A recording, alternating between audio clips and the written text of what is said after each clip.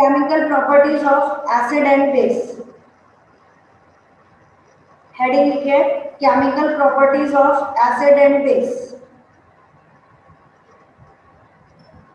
उसमें first reaction with metals.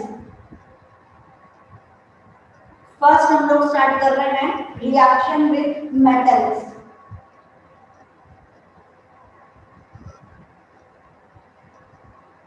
कोई भी एसिड हो, it reacts with metal to give salt and hydrogen gases released। क्या होता है? Acid plus metal give salt plus hydrogen. Acid हो गया जैसे HCl, मेटल हो गया Na ले लो, Zn ले लो, एल्यूमिनियम ले लो, एनीथिंग, कुछ भी चलेगा। यहाँ पर आप ये ले सकते हो, एसिड आप बदल सकते हो, कुछ भी। यहाँ पर हमें मिलेगा ZnCl2 plus hydrogen gases release. Cl भी 2 बार है, H भी 2 बार है, तो हमने यहाँ लिख दिया 2HCl। This is salt and hydrogen gases released. ऐसे ही H2SO4 प्लस Zn ये रिएक्ट कर जाएगा to form ZnSO4 and hydrogen gas is released. Please लिखते time Z capital N small, sulphur का S कैपिटल, ऑक्सीजन का O कैपिटल। लिखने में आप लोग बहुत गड़बड़ करते हैं, थोड़ा सा ध्यान से लिखिए, ठीक। Similarly base plus metal gives salt and hydrogen। ये हम लोग ऑलरेडी फर्स्ट चैप्टर में पढ़ चुके हैं कि गैस अगर इवॉल्व होती है, बाहर निकलती है, तो हम ऐसा एरो मार्क ड्रॉ करते हैं। तो ये अब एरो मार्क ड्रॉ करिए। बेस हम लोगों ने लिया NaOH, मेटल सेम लिया अभी मैंने जिंक। आंसर में हमें यहाँ पर मिलेगा Na2 ZnO2 and hydrogen gas is released. इस पार्ट का नाम है सोडियम जिंकेट। ये जो आपका प्रोडक्ट बना है, इस प्रोडक्ट का नाम है सोडियम जिंकेट। बैलेंसिंग वाइज हमारे पास में यहाँ पे 2 सोडियम, 2 ऑक्सीजन, 2 हाइड्रोजन, तो इसके आगे 2 लिख दीजिए। It will be a balanced chemical equation.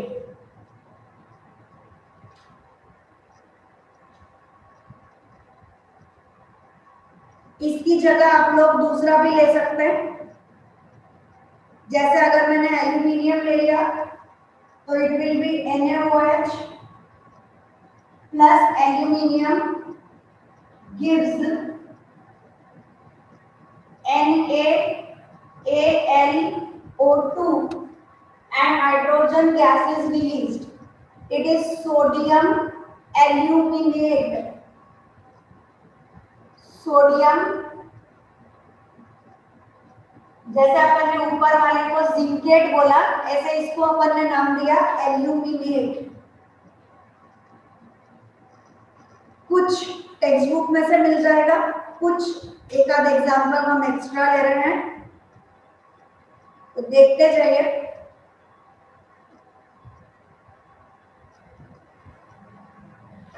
अपन लोग पढ़ रहे हैं केमिकल प्रॉपर्टीज। उसमें अपन ने फर्स्ट प्रॉपर्टी ली reaction of acid and base with metals. Reaction with metals.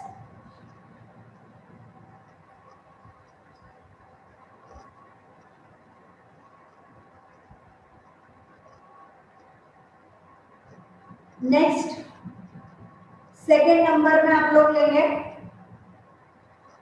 Reaction of acid, reaction of acid with metal carbonate. Acid plus metal carbonate, क्या लग रहा है अपन, एसिड प्लस मेटल कार्बोनेट। ये जो अपन थ्योरी लिख रहे हैं ये कॉमन हो गया, ये सबके ऊपर एप्लीकेबल रहेगा। It gives salt plus carbon dioxide plus water. Acid plus metal carbonate gives salt plus carbon dioxide plus water. अब एसिड अपन ने ले लिया HCl, मेटल कार्बोनेट, वो मेटल कार्बोनेट मेटल Na और कार्बोनेट CO3 बैलेंस करा तो it is Na2CO3, valency के हिसाब से इट इज Na2CO3। क्या बनाएगा, इट फॉर्म्स सॉल्ट, सोडियम दिख रहा है, क्लोरीन दिख रहा है, तो it forms sodium chloride salt plus ये जो CO3 है ये टूटेगा और ये देगा CO2, इसमें से एक O बचा,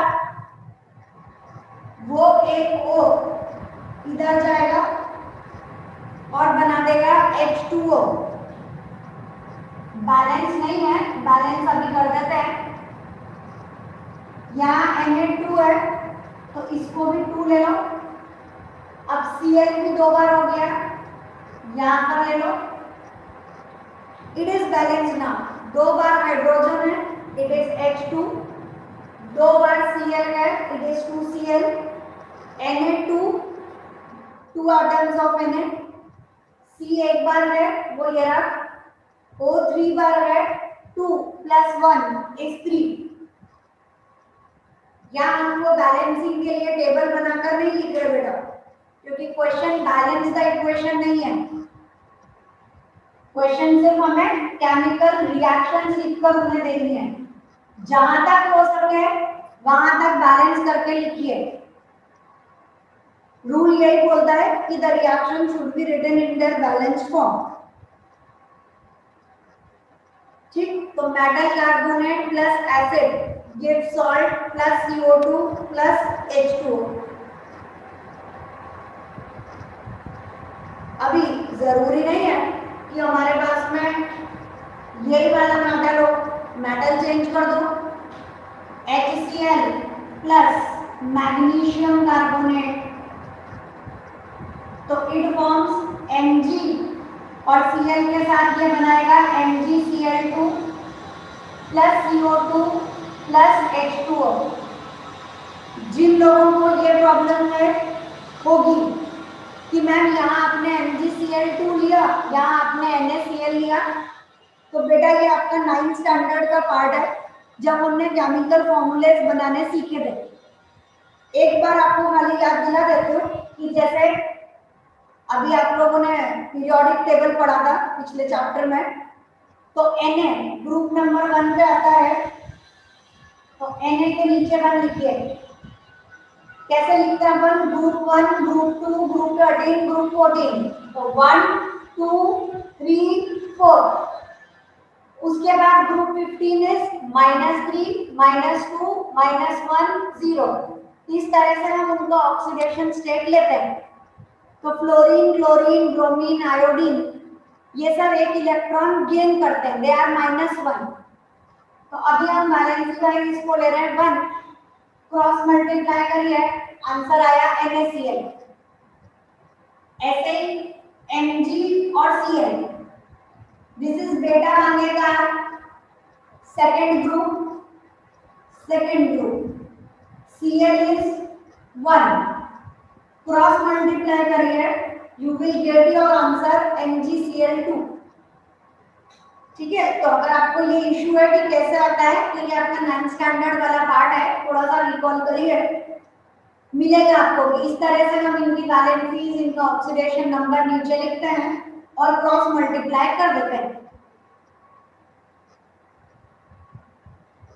अगेन Cl 2 टाइम्स आ रहा है उधर, तो यहाँ पे 2 कर दो, एवरीथिंग विल बी बैलेंस्ड। तो acid plus metal carbonate gives salt plus carbon dioxide plus water.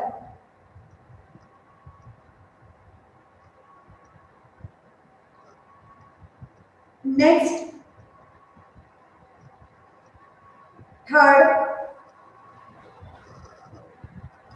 acid plus metal hydrogen carbonate. Acid plus metal hydrogen carbonate.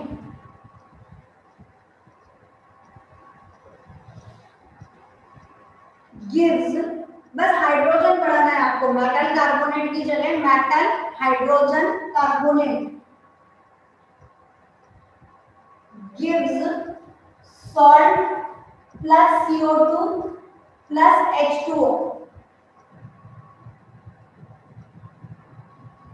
Acid हमारे लिए again HCl.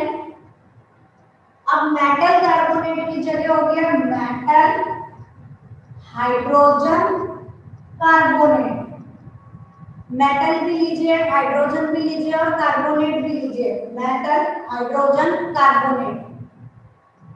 Answer is same.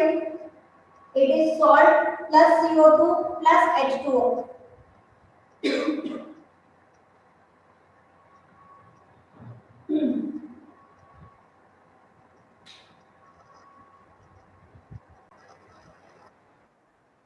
Next, reaction of acid and base. Reaction of acid and base. Acid plus base gives salt and water. Acid HCl, base NaOH. ये हमारा NaCl बन गया salt. बचा हमारे पास H, दूसरा H, H2O. तो acid plus base gives salt and water.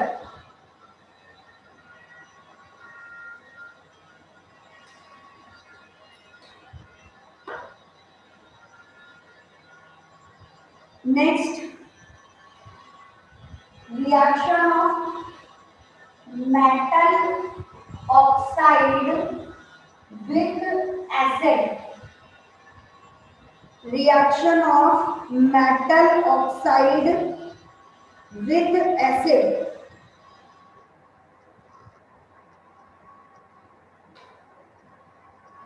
So metal oxide plus acid gives salt and water. जैसे अपन ने एग्जांपल लिया है MgO प्लस. एसिड आपको जो भी लेना है, अपन ले लेते हैं H2SO4. ये आपका H2O अलग निकल जाएगा, MgSO4 कंबाइन हो जाएगा. तो it is MgSO4 which is your salt. और H2O यहाँ पर हमारे पास प्रोडक्ट के फॉर्म में, बाय प्रोडक्ट के फॉर्म में ली गई. दूसरा, ये आपको एक एक्टिविटी के फॉर्म में भी दिया हुआ है टेक्स्ट बुक में कि हम लोगों ने कॉपर ऑक्साइड, ये आपके टेक्स्ट बुक में एक्टिविटी है कि take a copper oxide in a beaker and add dilute HCl to it. ऐसी एक्टिविटी है 2.7. उसके बाद बोला है what is the colour of the solution and what has happened to the copper oxide. तो अगेन कॉपर ऑक्साइड मतलब metal oxide. It reacts with acid. This is dilute acid. Specially बोला है तो अपन ये एरो मार्क पे dilute लिख देते हैं. अब क्या होगा, it form salt and water. तो CuCl2, कॉपर की वैलेंसी 2, CuCl2. कहना मैम हमें थोड़ी मालूम है कॉपर की वैलेंसी, ये तो आपका डी ब्लॉक का एलिमेंट है. कोई बात नहीं, कॉपर और ऑक्सीजन अगर कॉपर 2 है, सॉरी ऑक्सीजन 2 है, तो कॉपर भी कितना होगा, इसके हिसाब से 2 होगा, जब तो ये दोनों कट होके बना देंगे CuO। तो आपको पता चल गया कि कॉपर की वैलेंसी हमें 2 लेनी है। ठीक है, अब कॉपर हो गया 2 और Cl हो गया 1, क्रॉस मल्टीप्लाई करिए, इट इज CuCl2। मैं हर तरीके से कोशिश कर रहा हूँ कि आपको फॉर्मूला बनाने में प्रॉब्लम ना हो। ठीक है, थोड़ा सा ध्यान दीजिए, आपको कोई इशू इतना नहीं आएगा।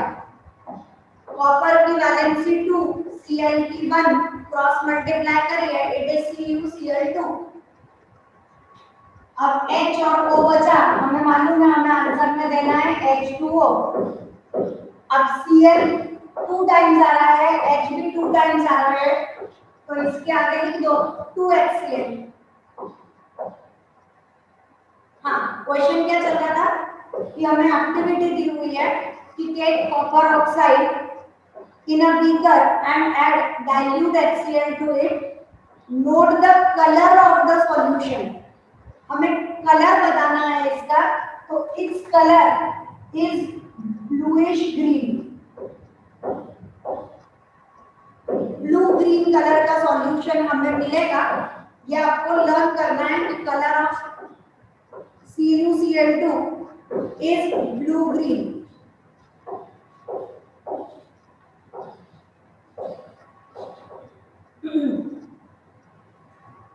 Color of CuCl2 is blue green. इससे पहले मैंने आपको बेटा फर्स्ट वाला चैप्टर जो था उसमें ये क्लैरिफाई किया था कि CuO का कलर होता है black. If you didn't remember, अब देख लीजिए, अकेला जो कॉपर होता है, बोर्ड पे देखिए, अकेला कॉपर जो होता है it is shiny brown.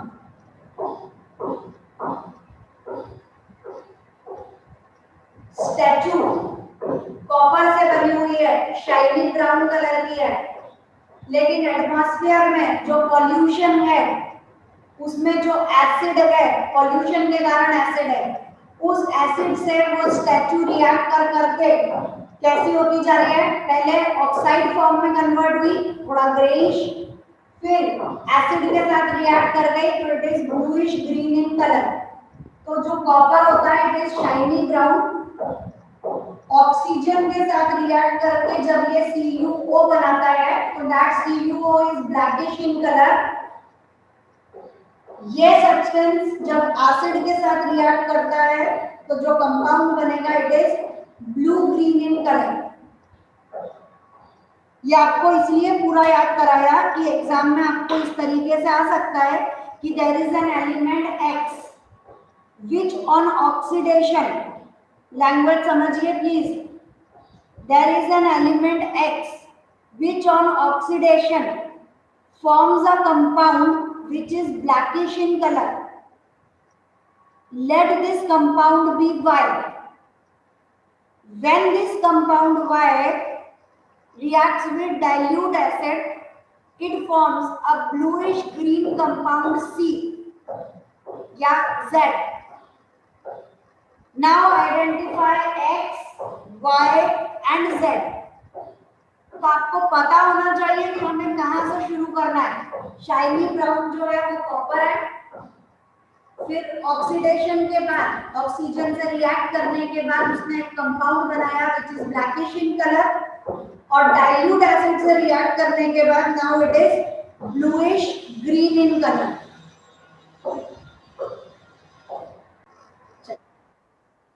Next, non-metallic oxide,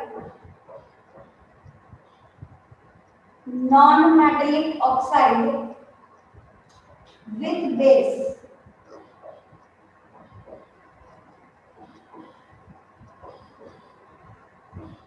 Reaction of non-metallic oxide with base.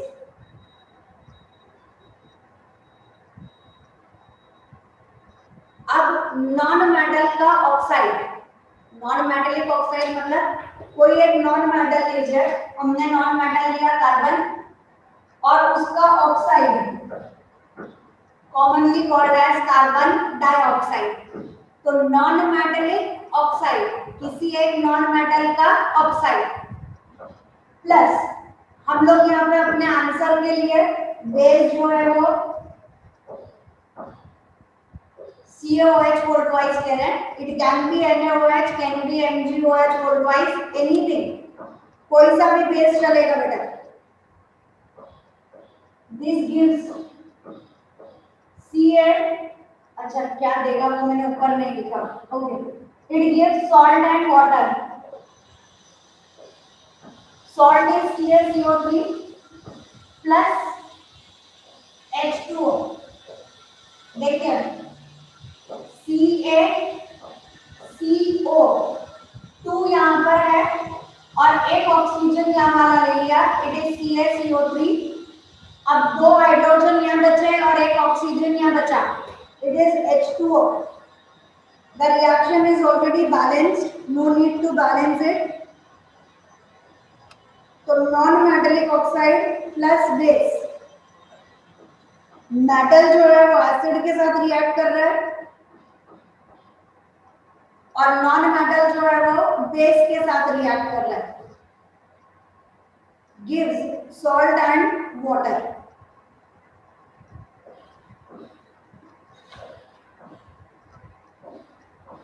इससे पहले हम एक चैप्टर में ऑलरेडी पढ़ चुके हैं कि CaO इज कॉल्ड एज क्विकलाइन.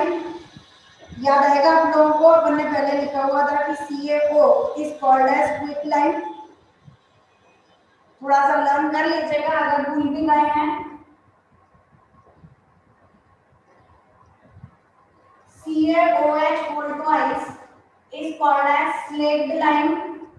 ये रहा अपना CaOH whole twice, it is slaked lime. And CaCO3 is calcium carbonate. CaCO3 is calcium carbonate which has the formula similar to that of marble. Which has the formula similar to that of the marble. मतलब marble का भी formula हमारे पास में रहेगा CaCO3.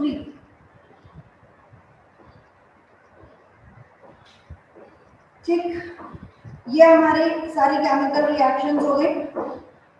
Chemical reactions complete.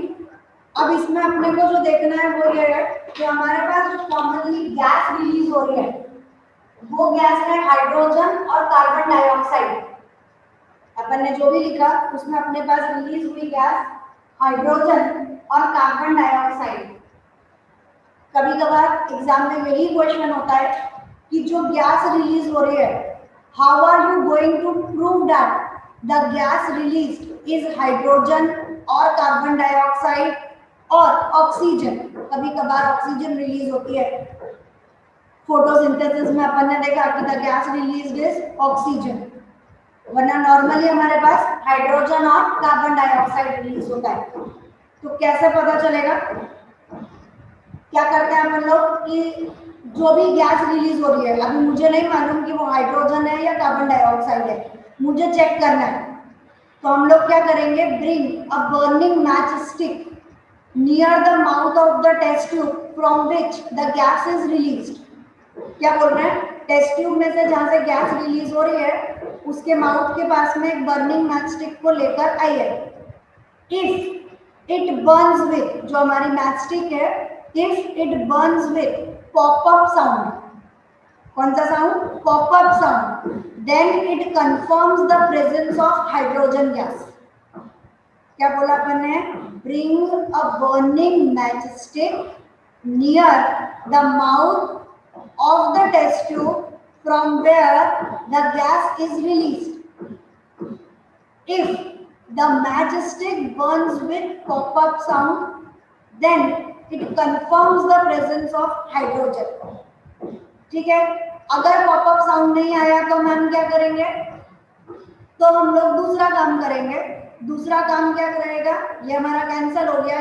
अगर popup sound नहीं आया तो हम लिखेंगे it means it is not a hydrogen gas. तो अब सेकेंड एक्सपेरिमेंट क्या करेंगे? Now take the gas and bring it near the container having lime water. क्या करेंगे, एक कंटेनर है उसमें लाइम वाटर है, अब जो गैस आ रही है उसको लाइम वाटर के अंदर छोड़ देंगे। If the lime water turns milky it confirms the presence of carbon dioxide. अगर पॉपअप साउंड के साथ आ रही है तो हाइड्रोजन, अगर लाइम वाटर को मिल्की टर्न कर देती है तो कार्बन डाइऑक्साइड, अगर जो भी हमारा बर्निंग पार्ट है वो और ज्यादा तेज हो जाए then it confirms the presence of oxygen.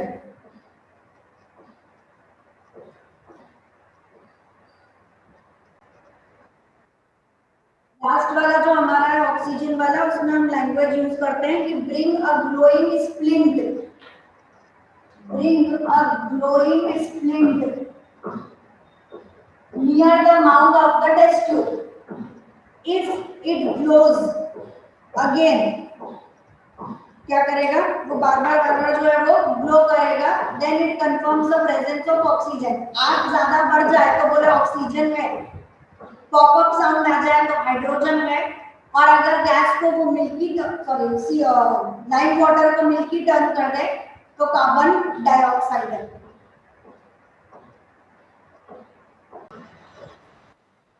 Next हमारी हेडिंग जाएगी strength of acid and base. Next heading is strength of acid and base. कोई भी जो हमारे पास एसिड और बेस है उसकी स्ट्रेंथ कितनी अच्छी है। स्ट्रेंथ का मतलब कि भाई जब हम लोगों ने बोला कि व्हाट इज एसिड, तो व्हाट इज एसिड का हमने आंसर दिया था कि the substance which gives H+ ions in solution is called as acid and the one which gives OH- ions in solution is called as base। कितना अच्छा acid है, तो बोले अगर वो कंप्लीटली डिसोसिएट हो जाए टू गिव H+ ions तो बहुत बढ़िया स्ट्रॉन्ग एसिड है। कम H+ आयन दे तो हमने बोला it is a weak acid. तो स्ट्रेंथ ऑफ एसिड और बेस हमें कैसे पता चलेगा कि कौन सा कितना स्ट्रॉन्गेस्ट है और कौन सा कितना वीकेस्ट है। लिटमस पेपर जो है वो सिर्फ हमें ये बताता है कि कोई चीज एसिड है या कोई चीज बेस है, कितना अच्छा एसिड है और कितना अच्छा बेस है, ये बात हमें लिटमस पेपर नहीं बताता। ऐसा अपन लोगों ने एक और देखा था मिथाइल ऑरेंज, जो कि स्ट्रॉन्गेस्ट एसिड में रेड कलर का हो रहा है, कम में थोड़ा सा ऑरेंज और वीकेस्ट में वो येलो कलर का हो रहा है।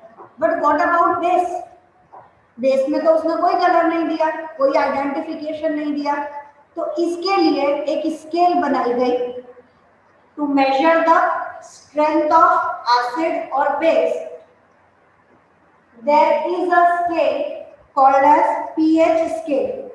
नजर आ रहा है, P छोटा है, H कैपिटल है। This is called as pH scale. Normally आप किसे बोलोगे, बोले कि कितना अच्छा एसिड है या कितना अच्छा बेस है, ये मेजर करने के लिए क्या करना है, बोले पीएच स्केल ले लो। पीएच का मतलब क्या होता है, बुकिश लैंग्वेज में नहीं पढ़ा रही हूँ, समझाने के लिए पढ़ा रही हूँ कि पीएच का मतलब क्या है।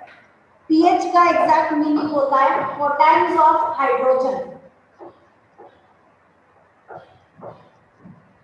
क्या मतलब होता है, पोटेंस ऑफ हाइड्रोजन। आपसे कोई एग्जाम में नहीं पूछ रहा, बट पता होना चाहिए कि अगर हम पीएच के बारे में आगे पढ़ रहे हैं तो पहले ये तो मालूम हो कि पीएच क्या है। बोल दिया गया आपको कि पीएच एक स्केल है, बोले 0 से लेके 14 नंबर तक वो होती है, बट वो स्केल डिजाइन कैसे करी गई या उसे पीएच क्यों बोलते हैं। It is pH because it measures the potence of hydrogen. कोई चीज कितना ज्यादा हाइड्रोजन दे रही है, उस टर्म में हम लोगों ने उसकी वैल्यूज निकाली और फिर हमने स्केल ले ली। जैसे आपकी marking scale, minimum passing marks 33 और हाईएस्ट आपके 100, तो रेंज कहाँ से कहाँ तक है पास होने की? 33 से लेके 100 तक की। तो उसे हम कहते हैं स्केल। स्केल का मतलब ये नहीं कि बोले मैम एक पीएच की स्केल बना दी। Scale means the line of measurement. वो जो लाइन ऑफ मेजरमेंट है that varies from 0 to 14. Center part is 7. The center part resembles neutral, medium. 7 से नीचे जाएंगे तो वो हमें एसिड के बारे में बताएगा, और 7 से ऊपर जाएंगे तो वो हमें बेस के बारे में बताएगा। देखिए, अगर मुझे आपके 2 स्टूडेंट्स को 4 स्टूडेंट्स को कंपेयर करना है तो पता चला किसी के मैथ्स में 100 आ रहे हैं, किसी के साइंस में 100 आ रहे हैं, किसी के इंग्लिश में और किसी के एसएसटी में। अब अगर मुझे बोला जाए कि इनमें से एक को अच्छा बोलो कि हाँ भाई ये बच्चे के अच्छे मार्क्स हैं और एक के बुरे हैं, तो मैं क्या बोलूंगी? अरे यार सारे मेरे लिए बराबर है, क्योंकि उनमें से किसी न किसी को एक एक सब्जेक्ट में 100 मार्क्स तो आ ही रहे, all of them are same. तो मैं आगे किसे बोलूं? किसे मुझे बेस्ट बनाना है? तो बेस्ट बनाने के लिए हमने एक क्राइटेरिया डिजाइन किया है ना। जैसे अगर आपको आईआईटी में सिलेक्ट होना है तो आपके पास 3 सब्जेक्ट्स है, फिजिक्स, केमिस्ट्री और मैथ्स। इसका आप कॉम्पिटिटिव एग्जाम दे रहे हो।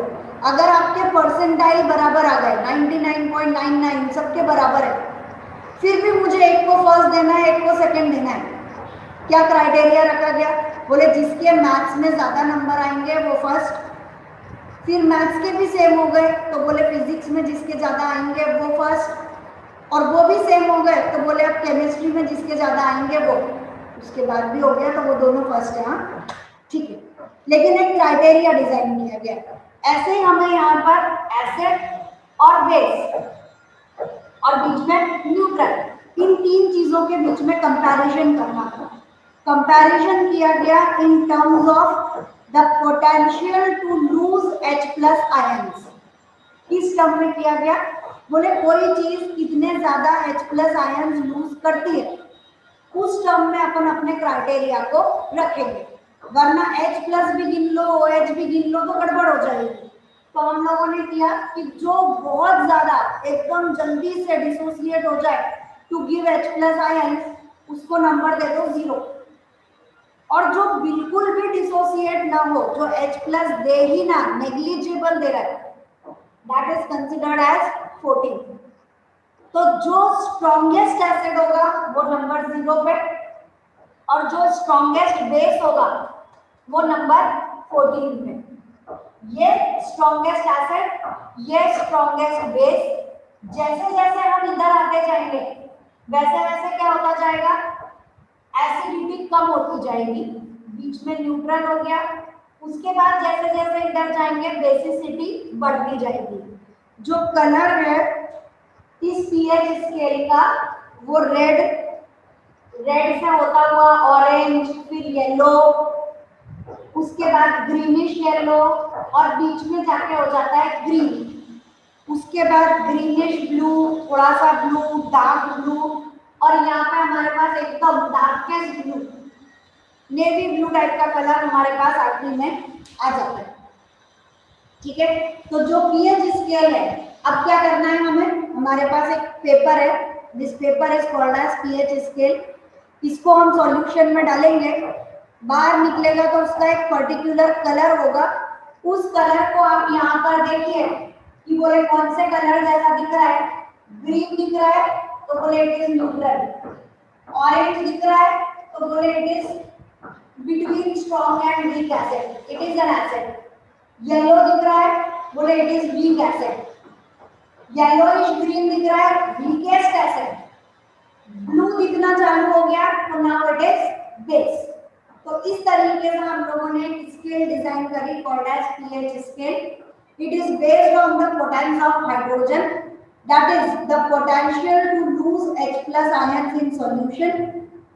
द सब्सटेंस व्हिच गिव या which completely dissociate to give H+ ion is considered as strongest base, and which gives negligible H+ ion या which gives OH-, बहुत सारे OH, तो OH के टर्म में हमें आंसर नहीं देना, हमें किसके टर्म में आंसर देना है, H प्लस के टर्म में। जो H प्लस दे ही नहीं रहा, नेग्लिजिबल दे रहा है, वो हो गया हमारा स्ट्रॉन्गेस्ट बेस। तो रेंज जो है वो 0 से 14 तक की रहेगी। ये एसिड, ये न्यूट्रल, ये बेस।